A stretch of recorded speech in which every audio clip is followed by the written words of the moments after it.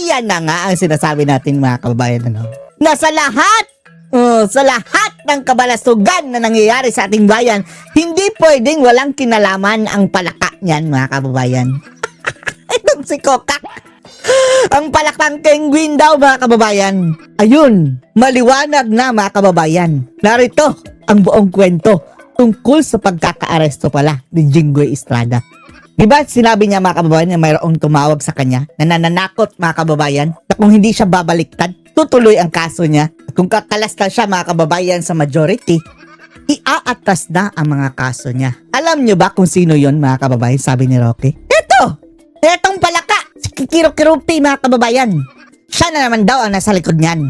Panoorin niyo po ha. Pero kanina may nakausap ako, no? At ito po ay unimpeachable source na nalaman kung anong kwento talaga dito sa pag-aresto kay Jinggoy. Ang totoong kwento sa likod ng pag-aresto ni Jinggoy. Well, naraman nyo na sabi na nga ni Jinggoy na siya ay sinabihan na kung ikaw ililipat sa minorya, ikaw ay mawawalan ng kaso.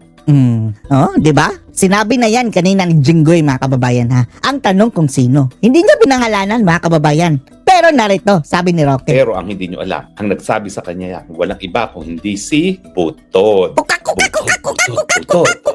Okay. Feeling senadora at feeling Presidente, feeling korte. Ano ba yan? Lahat na lang pinapakialaman mga kababayan. Yan talaga no? Yan talaga mga kababayan. Kaya si Bangag, nagsasabi siya mga kababayan na wala naman akong ginagawa. Dahil yung Bangag na yan mga kababayan, talagang walang ginagawa na. Literal. Ang penguin ang palaka mga kababayan, ang nagsisilbing diktador ngayon na presidente. Yan ang lumalabas. Oh, pakinggan niyo si Roque. Diyos ang Butod. Butod. Abay, matiin mo, siya nagmamando sa mga senador kung saan pupunta, kung sa mayorya at sa minorya. So siya mismo ang kumausap kay Jinggoy. Oh, ayan. Siya mismo ang kumausap kay Jinggoy. Alam niyo yan ako anong butod mga kababayan na sinasabi ni si Attorney Roque? Yung malaking tiyan! Bonjing! Parang buntis mga kababayan. Butod, malaking tiyan.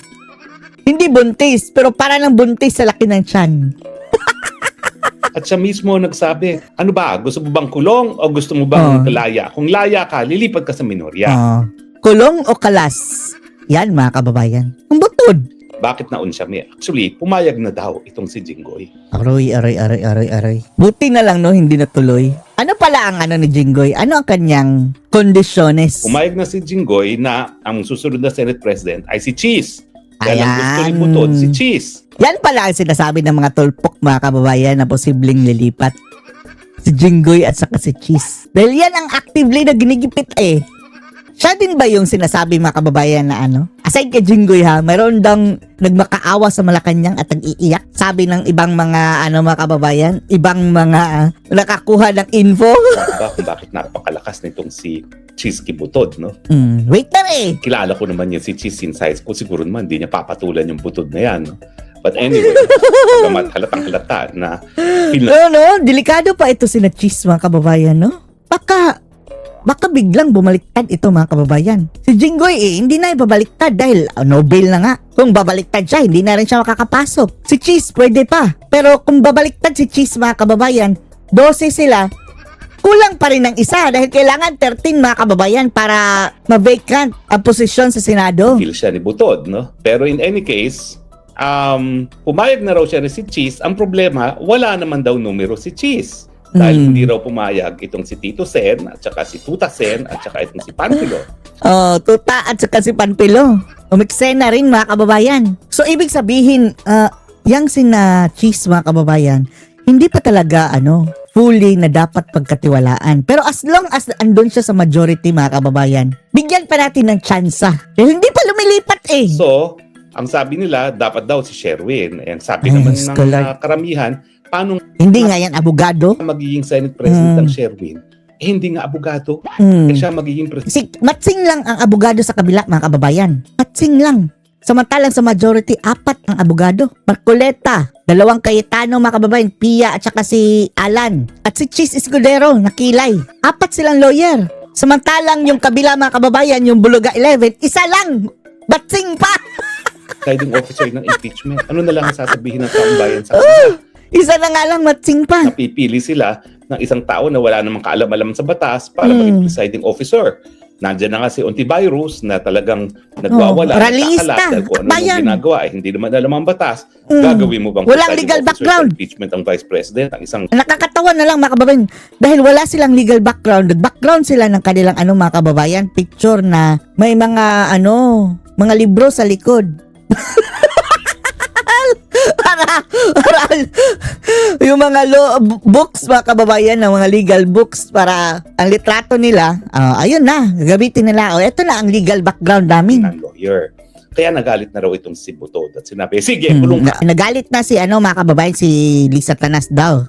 Sinabing kulong na yan. Sunod naman si John Vic, na-crash si Butod daw. Ang sa akin lang, mga senador, ba't naman kayo pumapayag na tinatrato kayo ng ganyan ng isang wala namang kahit anong mandato galing? I-name drop nyo nga yan.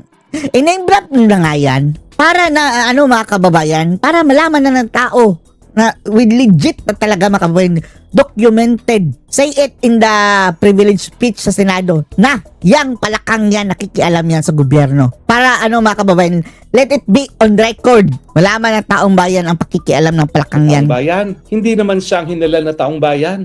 At hindi naman mananalo yung asawa niya kundi dahil din kay BP Sara.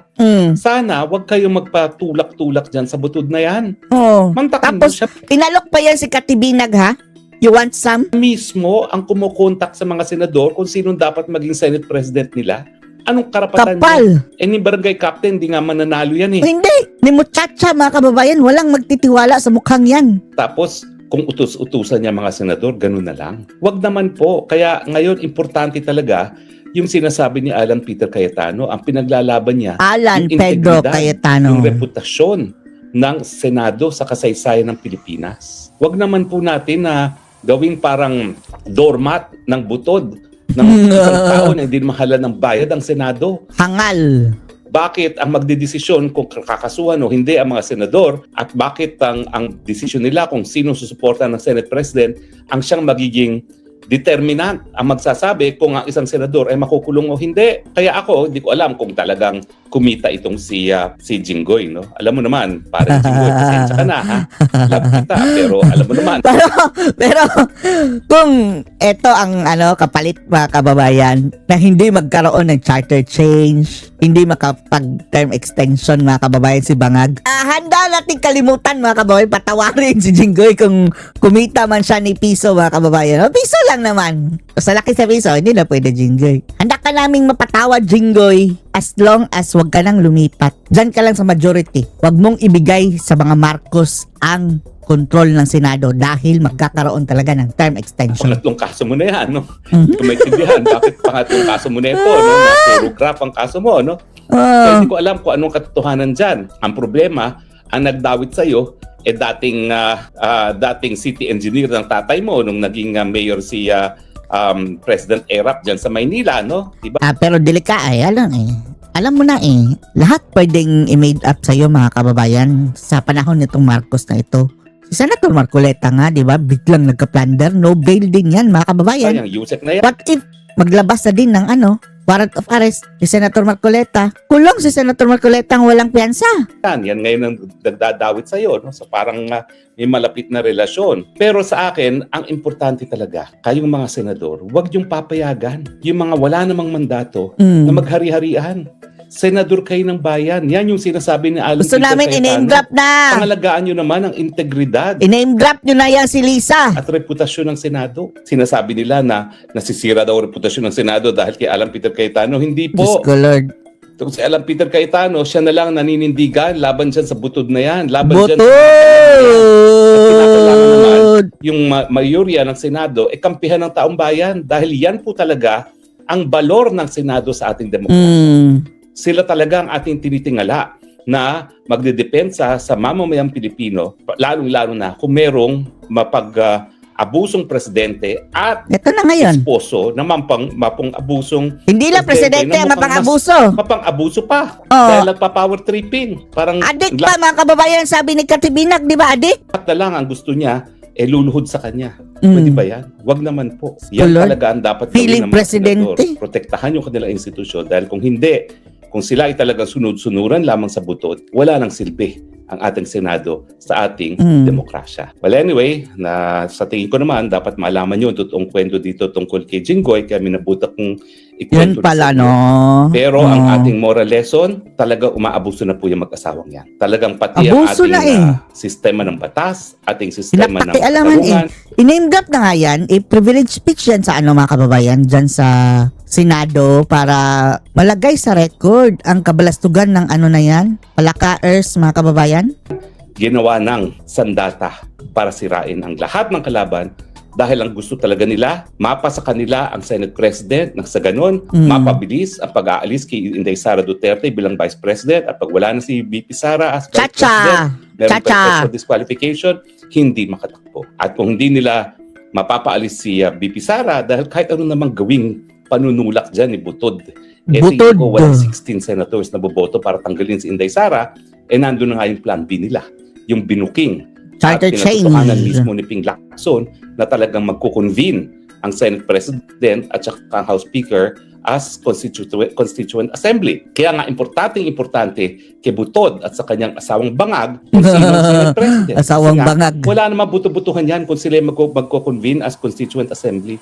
Yan ay joint call lamang ng House Speaker at ng Senate President. So basta Ayan. ang katapatan ng House Speaker at Senate President Huwag niyong hayaan ha, please. O Jinggoy, mapapatawad ka namin. Basta, huwag ka lang lumipat. ay nasa bangag at ang kanyang butod na asawa, Ikaw ding cheese. ay nako, magko-convene po yan at CONAS at magkakaroon talaga ng express train para sa CONAS na magkakaroon talaga ng term extensions sa lahat ng mga congressman at senatong at pati na sa nakaupong bangag na presidente. Presidente nga ba? Tanong, payag ba kayo Pilipinas? Antayin niyo pa bang maubos ang mayorya sa ating Senado? Antayin niyo pa ba na halos wala ng pag-asa ang sambayanan bago kayo kumilos? Sana wag naman. Ma'am Lorraine, go ahead. Yung kagandahan din na nakikita ko dito, no? Yan sila Tulfo, Kagandahan ni na Tulfo. yung minority na yan, no? Sila Mig Subiri. Oh, dahil ang babantot mga kababayan. Sobrang bantot na. Yan ang kagandahan sa kanila dahil wala nang mga kababayan, hindi na masisave ang kanilang kabantutan. They've really been unmasked, no? So akala nila kasi medyo mahina din medyo mahina din yung character. Oh, mahina din ang pag-iisip. tuktok talaga. Kahit sila Ping Lacson, no? Ang bababa ng mga IQ mga kababayan, yung pag-iisip nila, parang hanggang dyan lang. Hanggang dyan lang mga kababayan, hanggang dyan lang sa mga kabit-kabit. Sobrang mga babaw mga kababayan, hindi talaga pang senador. Pang chismosa lang mga kababayan. Hindi sila long game, hindi sila long and hard game. Si PRRD kasi plays a long and hard game. Talaga magkikita kayo 42 kilometers away. Ito ito hanggang dito lang sa ilong nila. Hindi nila alam yung mga ginagawa nila. Hindi hanggang sa ilong lang, gabi ka naman. Yung mga sinasabi ni Ang pinagsasabi hanggang sa ilong lang mga kababayan. Hindi man lang umabot sa gawa. Oh. so disgusting to listen to that Tulfo. I don't know, Rafi. Oo nga, yan. Yung dalawang tulpok na yan mga kababayan. At buti na lang hindi nanalo yung isang gunggong din na Ben Tulfo. Salamat talaga dahil napakalaking disgrasya mga kababayan sa bansa. Kaya nga sabi natin sino mang magboboto pa dyan ulit mga kababayan sa mga Tulfo? Idiot na mga kababayan, idiot na talaga. Ang boboto pa sa mga Tulfo. Ngayong alam nyo na. Kung nabudol kayo dati, sige, patawarin. Although, lagi ko nang sinasabi mga kababayan dati, huwag nyo iboto yung gunggong na yan. Tulfo yung Pareho lang sila, ma'am. Pero mas mukhang naging tarantado ang mga pahayag ni Erwin. Rafi. Oo.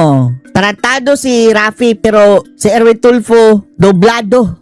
Ang pagkataranta, hindi. 1 ligo lang mga kababayan. Ang lamang. Pareho mga tarantado. Ani Erwin. Sino ba yung nagsabi? Hindi ko kasi ma-distinguish yung dalawang. Bendalo. Alam ko lang pareho sila nakakabuisit pakinggan yung American. Pareho silang mga balasubas sa politiko.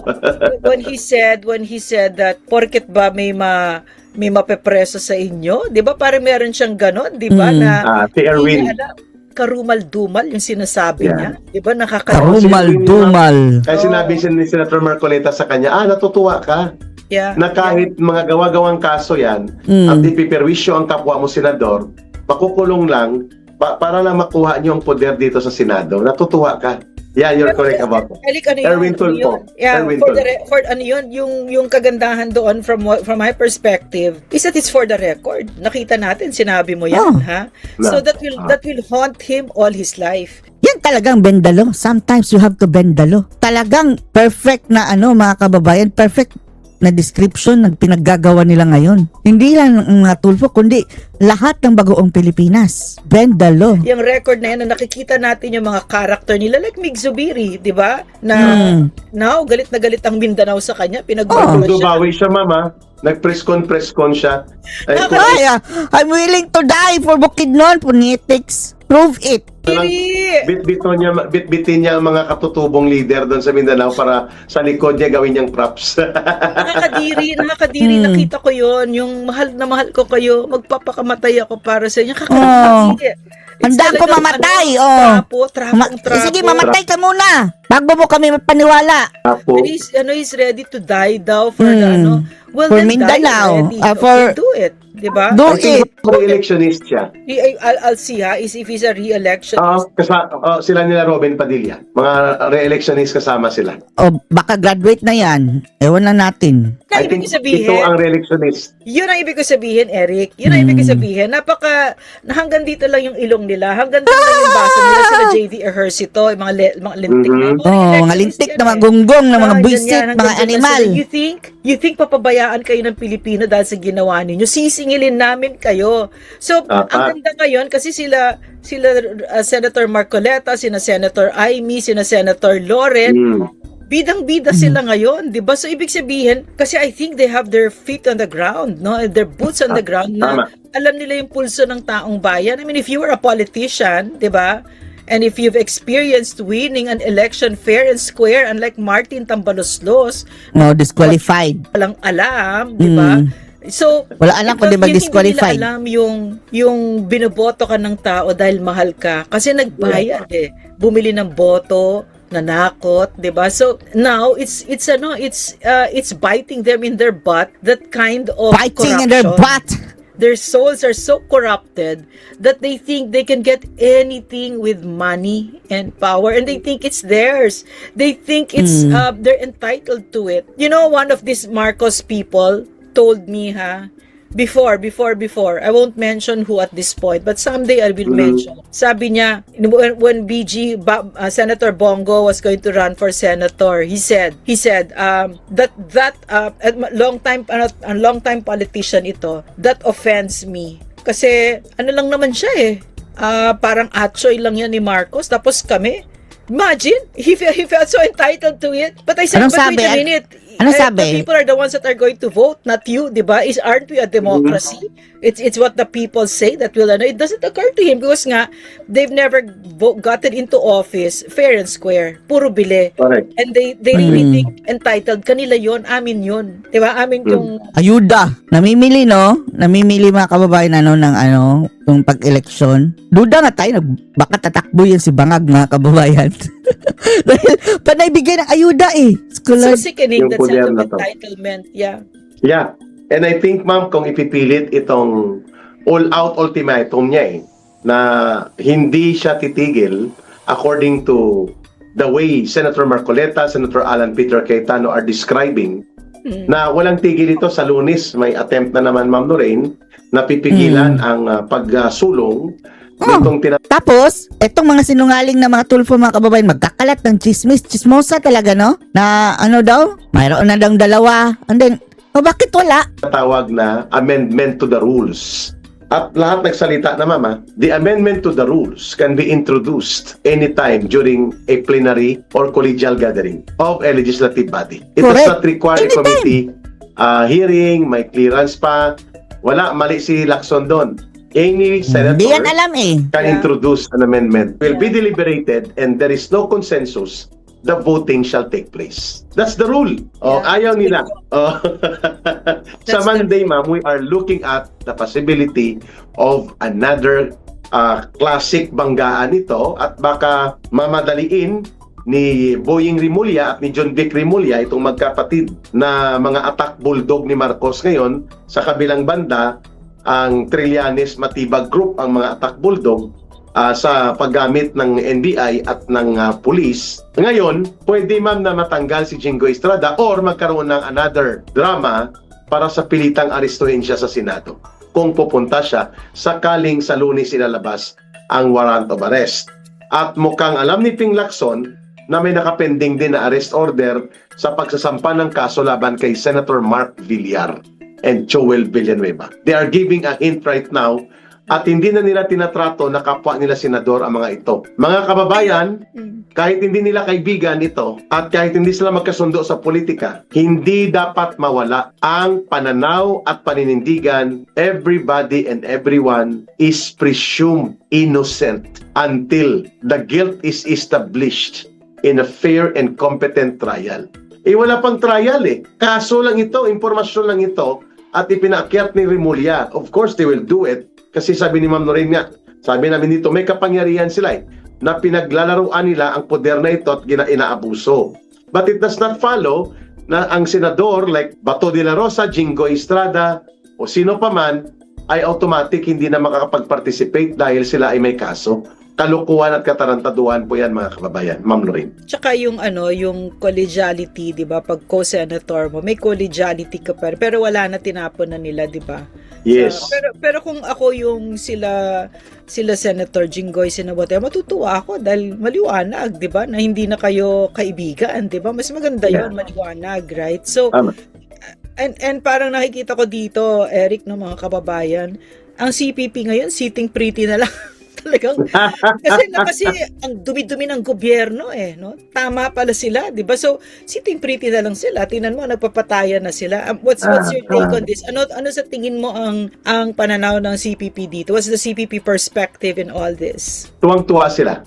Kasi ang isang faksyon ng liderato ng gobyerno, ang Senado, na hindi nila manipulate at makokontrol the way they are playing things inside the Congress, House of Representatives, ang nagtitake out mismo ang Estado na kaalyado nila. So happy sila kasi nagkakaroon ng self-inflicted wound and weakening ang gobyerno dahil sa laro ng politika. You correctly describe it. They have to watch. Tingnan nila kung magkagulo ito at kasi hindi naman nila kaibigan si Marcos at si Romualdez, ginagamit nila. Kasi nagkakaroon sila ng parehong benepisyo para durugin at lumpuin ang Duterte political camp at hindi na makakabalik pa sa ating pamumuno sa bansa. Ngayon, ang tanong ni Ma'am Lorraine, so anong epekto nito sa CPP? How do they react? Wala. Inantay nila ito lumala, magkagulo ito, at kapag nagkagulo, bibida sila. Kunwari, pero ang target nila, pabagsakin pa rin si Marcos sapagkat ang layunin nila sila ang maghari sa ating bansa. That is where my personal regret na ang AFP na dapat sila ang nagpapatatag ng Estado, sila ang nagpapanatag ng kalagayan ng lipunan at ng kapanatagan ng mamamayan sa isang nabubulok na pamumuno ng gobyerno na sariling gobyerno niya ginugulot ang Estado ay inaabuso ang poder, tahimik sila, antayin pa nila na magkagulo before it's late for them. The damage has been done to our country and our people. At alam namin nakikita yan ng AFP. Kaya mali ka po, General Browner, para sabihin mo na huwag nyo kaming isali dyan. Anong huwag kaming isali dyan? You are part of what we call haligi dapat ng matatag na lipunan. Hindi kayo private army ni Marcos. When you intervene for the people, for the higher interest of the state and the government, that is your duty, both moral and constitutional, Ma'am Lorraine. But this will cost them. In the long run, this will cost them so much kasi under PRRD's term of office, they were so beloved and highly trusted. The most trusted institution in government. Imagine that, no? The most trusted. And this will cost them long term talaga. So, katulad ng ginawa ni Marcos Sr., di ba? Yung binulok niya. Binulok niya ang AFP. Tama. Pero kasi you'd expect, no, na after that supposed soul searching after Marcos Sr., nag-soul searching kasi ang AFP, tapos nagpakatatag ko, no, you would think that talagang mas matatag sila, diba? Na mas maliwanag sa kanila, nandito kami para sa taong bayan, diba? Pero hindi ganun eh. And I really think it's because of the maleta magic, no, of the leaders, no, and kahit sa Senado naman nakikita mo, 'di ba, yung mga BBM senators, no, nakikita natin. Ito yung mga nasa maleta 'di ba, si Ping Lacson, Tito Soto. Sinabihan pa nga kumam kanina ng dalawang generals Hindi ko na i-mention, pinarelay ang message. Ang kulit kasi yan ni Lorraine at ni Eric, hindi tumatahimik kaya alam nilang mainit ang sitwasyon. Di napupuruhan silang dalawa. They have done their share. They could have stayed on the side at para pakalmahin na lang muna kaysa naman silang naka-frontline. Kita mo, sila ngayon ang nahihirapan. Kasi Hindi ka na alam mo, mabanggitin ang pangalan nila. alam mo, being quiet at a time like this, you're just as guilty, no? You're just as guilty as Marcos, and you cannot be quiet at a time like this, no? So I'm really sorry for them. That's how they think about all of this, to play safe. And I know, yun, no, that's Eric, the term. Play safe na lang sana. yeah. Nagkalma lang. Yan din po kay Tingnan natin kung sino sila, Alam mo ba, Eric? Ma'am Lorraine? Yeah. Ma'am Lorraine, alam mo ba? Alam ko deep inside, the former rebels, kami na nanggaling dyan, nagalit sa ganitong inustisya, kalapastanganan, abuso sa poder, they want to speak up, but they can't. Yeah. Kasi doon sila nabubuhay. Yeah. Doon sila may pondo, doon sila may resources. Pero sabi ko, I don't like it. We came back to the folds of the law and embraced the government during the time of PRRD because we believe the government can be reformed through peaceful means. And within the government, we can exchange ideas and build a government that is truly for the people without taking up arms or doing violent and terroristic acts. And then we will just keep quiet kahit na ang gobyerno mismo na ito ang nagtutulak ng kalagayan na ipagsasamantalahan tayo muli ng CPP, NPA, NDF. Exactly. Lumalakas ang recruitment ngayon sa CPP, NPA, NDF sa kabataan. Kasi nga, yung propaganda, ang gulo-gulo ng gobyerno, pabagsakin natin to. Sumama tayo sa NPA. Kita mo, sila nagpapatayan. That's the narrative. Yeah. Yeah. And hindi nila kaya nga parang for us, 'di ba? You really need to speak out kasi we started something and we want to end it, 'di ba? We want to end what we started with PRRD, 'di ba? We're very fortunate that the Vice President is very clear about her stand on the CPP, 'di ba? And she's very knowledgeable, she's very courageous, and she's very principled, 'di ba? Kasi the government right now is run by fractured people, 'di ba? So in other words, no, kailangan natin i-tweak yung sinabi natin nung panahon ni PRRD na yung gobyerno kailangan suportahan. Hindi, pag ganyan ka corrupt, hindi mo susuportahan 'yan. Hindi mo Reformahin mo. Yeah, no. We have to reform the government. And what we are doing ni Ma'am Lorraine is not to topple down the government, but to strengthen a real government. Because this is not the real government that the people deserve. I really want Marcos to step down already because every second that he stays there is destroying our country. He has no capacity to lead. He is a magnanakaw. He's a drug addict, everything. Yes. So it's very obvious. It's no longer a matter of debate or conjecture. Tama. Our country is spiraling. It's really descending to hell. Okay. Yung sinasabi mo, Ma'am Lorraine, failed state. Yeah. Tama ka dun. Maya-maya lang, magiging banana republic na tayo. Ang batas, si Marcos. Ang batas at nag-interpret ng batas, hindi Korte Suprema. Si Boying Rimulya, si Matibag, si John Vic Rimulya. Sila ang batas, sila nag-interpret. Hindi ganun po ang isang tama at buhay na demokrasya. So pag nagsalita tayo dyan at nanindigan and push them back and make reforms in our government system, we are not inciting to sedition. We are not calling for rebellion. We are not calling for revolution. We are calling for peaceful power and authority reform for the transition of the government for the people to deserve a better government. Not revolution, hindi po dugo ang aming pinapanawagan. And para mas mapabilis po yan, kailangan ng institutions of government should defend the interests of the people. Yeah, It is where we call on the AFP. Ma'am, go ahead. Correct. You're correct. I like the point that you're making, no? Kasi they saying we have to wrap up na. Nakalimutan ko rin. No? Dinedma mo naman, Eric. Sorry. In closing, I'll end with how we started with the Japanese people. Go ahead, ma'am. Very short story lang. The sitting prime minister now, Prime Minister Sanai Takaichi, na parang parang namana lang niya, no, yung pagka prime minister kasi si Prime Minister Ichiba had to resign because of he was unpopular with the people, no. So si Sanai Takaichi, she said at some point, this is not good enough for me. I will step down because I want elections. I want to know if the people are really with me, if they really want me. Imagine, she took that risk. Nabababa ako kasi hindi ko naman alam talaga kung kung gusto ninyo ako, 'di ba? Of course there are other political plays in the political dynamics here, like of course she was very popular, so it wasn't a but still she took the risk, bumaba siya, no, and there was an elections and she asked everybody to resign, everybody resigned in Congress, no, so and then she was voted into office, very popular With a new mandate. with a very strong mandate. In fact, ibig sabihin, gustong-gusto siya ng tao.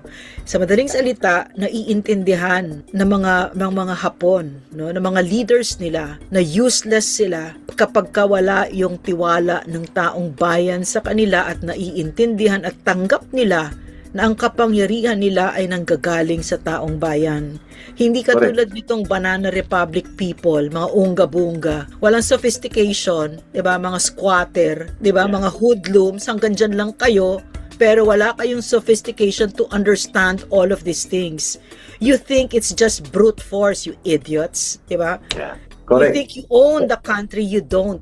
It is the Filipino people that will decide the fate of this country, the destiny of this country. And you who damn this nation will be damned forever. Correct. Actually, ma'am, the option to resign is a constitutionally mandated option. Oh, The vacancy can be created by 4 instances. Resignation is one of them. Impeachment, removal is one of them. Death is one of that, and permanent incapacity is one of that sa health or mental condition. So resignation is not unconstitutional. It is an option that can be taken, pero sabi mo nga, kung may dangal at may matino na pag-iisip ang leader, pwede niyang gawin ang resignation.